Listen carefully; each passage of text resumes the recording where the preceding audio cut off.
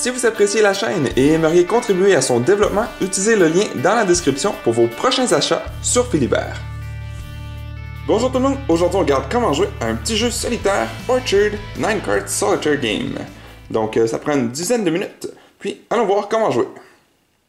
Premièrement, vous allez prendre les cartes, puis faire 2 paquets de 9 cartes chaque. Vous allez seulement en prendre un pour la partie, donc 9 cartes. Ensuite, vous allez placer les dés de couleur sur la table et les petits jetons de fruits pourris, comme ceci. Ensuite, vous allez tourner la première carte, puis tout simplement la placer au centre de la table. Et puis maintenant, vous allez être prêt à commencer à jouer. Donc, vous allez tout simplement prendre 2 cartes dans vos mains, puis vous allez jouer une carte à la fois. Donc, en plaçant une carte, on a quelques règles à respecter. Donc, on doit absolument cacher au moins un arbre qui est déjà ici. Puis, par contre, on peut pas...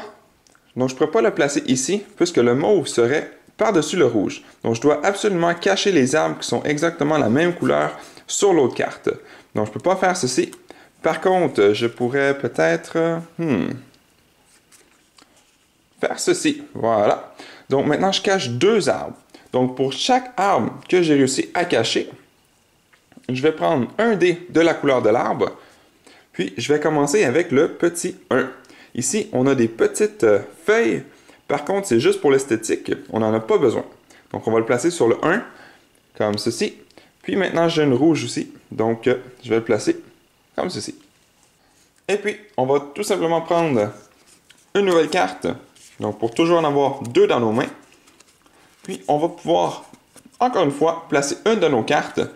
Et puis, si jamais on réussit à placer une carte par-dessus un arbre qui a déjà un dé, donc par exemple, si j'aurais déjà le 1, je sais que c'est pas possible, puisque j'en ai déjà un, mais si j'arrive et que je mets une carte par-dessus un arbre où il y avait déjà un dé, on va tout simplement le tourner à la face où on a un 3. Et ensuite, plus tard dans la partie, si jamais je réussis à placer une autre carte, donc je sais qu'ici ce ne serait pas légal à cause du rouge et le mauve, mais si ça, ce serait rouge, mais j'aurais pu placer rouge, puis rouge.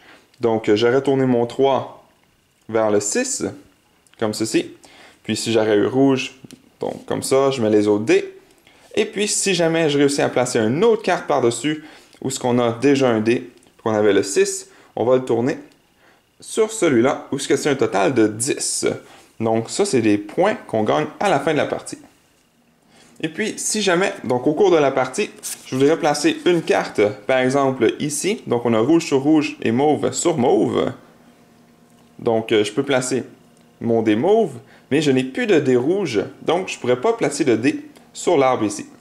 Aussi, 2 fois durant la partie, vous allez pouvoir utiliser le fruit pourri ici, avec le petit ver de terre. Donc, par exemple, ce que ça me permet de faire, c'est que si je veux venir placer la carte ici, donc j'aurai le jaune sur le jaune, le rouge sur le rouge, le mauve sur le mauve. Par contre, ici, j'ai jaune. Ici, j'ai jaune. Donc, je vais placer ma carte comme ceci. Puis, puisqu'il y a un arbre qui n'est pas le même, je vais tout simplement placer un fruit pourri comme ceci sur l'arbre. Mais ça va quand même me permettre de placer des dés qui sont ici. Donc le 1 va être tourné pour un 3. Malheureusement, j'ai plus de rouge. Et puis j'aurai le jaune que je pourrais venir placer ici. Et puis, si on doit placer un fruit pourri où ce qu'on avait déjà un dé, bien on va tout simplement, par exemple, j'aurais mis une carte ici, puis que ce ne serait pas un rouge sur le dessus, mais on va tout simplement enlever le dé pour placer le petit fruit pourri avec le ver de terre, comme ceci.